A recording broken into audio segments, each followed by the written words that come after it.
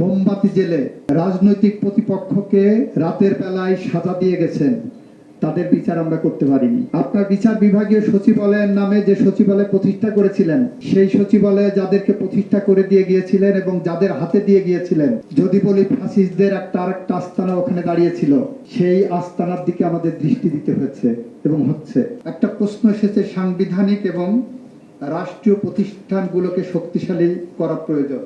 নিশ্চিতভাবে আমরা সেটা অনুধাবন করি। একই সাথে আমাদের মাথায় রাখতে হচ্ছে, এখনো বিচারকদের যে বিচারকটি মোমবাতি জেলে রাজনৈতিক প্রতিপক্ষকে রাতের বেলায় সাজা দিয়ে গেছেন, তাদের বিচার আমরা করতে পারিনি। আপনার বিচার বিভাগীয় সচিবালয়ের নামে যে সচিবালয় প্রতিষ্ঠা করেছিলেন, সেই সচিবালয়ে যাদেরকে প্রতিষ্ঠা করে দিয়ে গিয়েছিলেন এবং যাদের হাতে দিয়ে গিয়েছিলেন, যদি বলি ফ্যাসিস্টদের আরেকটা আস্তানা ওখানে দাঁড়িয়েছিল, সেই আস্তানার দিকে আমাদের দৃষ্টি দিতে হয়েছে এবং হচ্ছে। আমার দেশের প্রধান বিচারপতির বাসভবন যখন আক্রান্ত হয়, একজন আইনজীবী হিসেবে, একজন নাগরিক হিসেবে, একজন মানুষ হিসেবে একদিকে যেমন হৃদয় রক্তক্ষরণ হয়, ঠিক একইভাবে আমার চিন্তা করতে হয় কেন প্রধান বিচারপতির বাসভবনে আক্রান্ত হলো।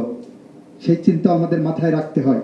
অধিকারের রিপোর্ট পাবলিশ করার কারণে আদিলুর রহমান খান রিপোর্ট পাবলিশ করেছিলেন। সেই রিপোর্টের মধ্যে সরকার সেই রিপোর্টকে কন্টেন করতে যে এফআইআর উল্লেখ করছেন, আদিলুর রহমান খান এবং অধিকার নাসিরউদ্দিন আলান 61 জনের তালিকা দিয়েছেন, তার মধ্যে 5 জনের নাম 2 জায়গায় আসছে, ভালো কথা 56 জন।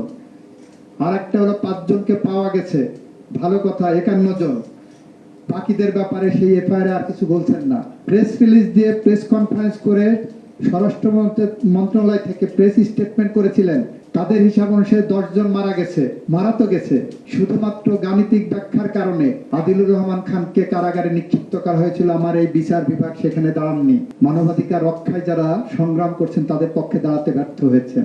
যখন সালাউদ্দিন সাহেবকে গুম করে প্রতিবেশী রাষ্ট্রে ড্রপ করা হয়, যখন আমার দেশ পত্রিকা পুড়িয়ে দেওয়া হয়, যখন মাহমুদুর রহমান বিচার বিভাগের ন্যায্যতার জন্য কথা বলেন কারাগারে নিক্ষিপ্ত করা হয়, তখন যে বিচার বিভাগ ছিল, জুলাই বিপ্লবের পরে যে বিচার বিভাগের উপরে ওভারহোলিং হলেও কার্যত সেই বিচার বিভাগের জায়গা থেকে আমরা এখনো মুভ করতে পারিনি। পৃথক সচিবালয়ের কথা বলছেন, খুব ভালো কথা, কিন্তু এখন পর্যন্ত গত 55 বছর শহীদ রাষ্ট্রপতি জিয়াউর রহমানের সময় থেকে একজন সহকারী জজের বদলির ক্ষমতা, শাস্তি দেওয়ার ক্ষমতা আইন মন্ত্রণালয়ের হাতে নাই।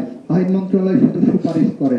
আমরা এসে গত সেপ্টেম্বর থেকে 2025 সেপ্টেম্বর থেকে ডিসেম্বরের মধ্যে প্রায় 1400 নিম্ন আদালতের বিচারককে বদলি করা হয়েছিল।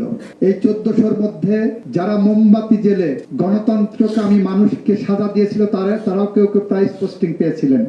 আমরা যখন সেগুলো ঠিক করতে গেছি, সেখান থেকে 70% আমাদেরকে অনুমোদন দেওয়া হয়নি সুপ্রিম কোর্ট থেকে। 70% এরকম একটা প্রক্রিয়ার মধ্য দিয়ে বিচার বিভাগ যাচ্ছে। যদি মনে করেন সরকার নিয়ন্ত্রণ করে, আমি বিনয়ের সাথে বলবো এটা সরকারের বিষয় না। সরকার যখন পার্টি ক্যাডারকে বসায় দেয় এবং এই জজ সাহেব যখন মেরুদণ্ড সোজা করে দাঁড়াতে না পারেন, তখনই বিচার বিভাগ মুক্ত হতে পড়ে। কিন্তু স্বচ্ছ প্রক্রিয়ার মধ্য দিয়ে যদি নিয়োগ হয়, ভালো জজ যদি নিয়োগ হয়, ব্যক্তি যদি ভালো হয়, তাহলেই কেবল একটি স্বাধীন, স্বচ্ছ, প্রত্যাশিত বিচার বিভাগ পাবেন। অন্যথায় এ ধরনের বিচার বিভাগের স্বপ্ন শুধু কাগজে কলমে রাখলে পাওয়া সম্ভব না। আমার দেশে সুপ্রিম কোর্ট কাগজে কলমে, এর থেকে সাংবিধানিক প্রতিষ্ঠান, স্বচ্ছ প্রতিষ্ঠান, এর থেকে নিরাপত্তা বলয়ে থাকা প্রতিষ্ঠান, চাকরি সুবিধা পাওয়া প্রতিষ্ঠান, বদলি হওয়ার কোনো চান্স নাই, রিমুভ করার কোনো সুযোগ নাই। সেই সুপ্রিম কোর্ট আমাদেরকে সঠিকভাবে সাংবিধানিক অধিকার রক্ষায় বিগত 16-17 বছর সময় ব্যর্থ হয়েছে।